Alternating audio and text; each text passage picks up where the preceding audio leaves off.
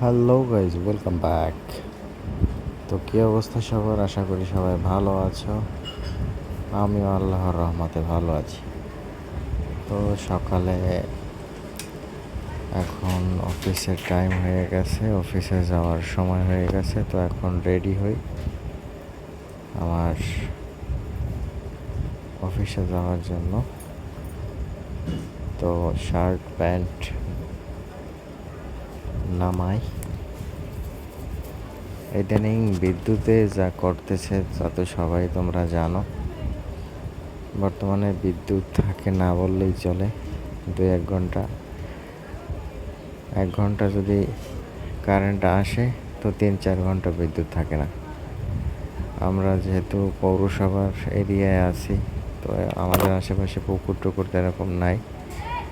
তো আমাদের সাপ্লাই লাইনেই থাকতে হয়, নির্ভর করে। তো এই সাপ্লাই পানিতেও লাইনেও পানি আসতেছে না ঠিক মতো। খুবই বিরক্তিকর পরিস্থিতিতে আছি। তো এটা আসলে কি সব জায়গায় নাকি জানি না। খবর তো দেখলাম যে সারা বাংলাদেশে এরকম অবস্থা, বিদ্যুৎ থাকে না।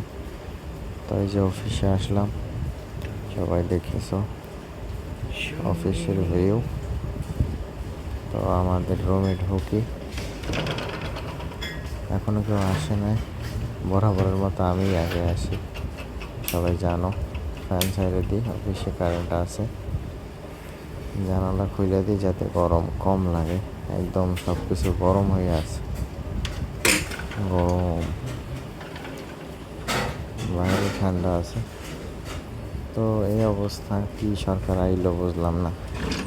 সবাই চাইলো যে ভালো থাকবে, সব কিছু মিলে ঝিলে। তো এখন তো উল্টো হয়ে গেল,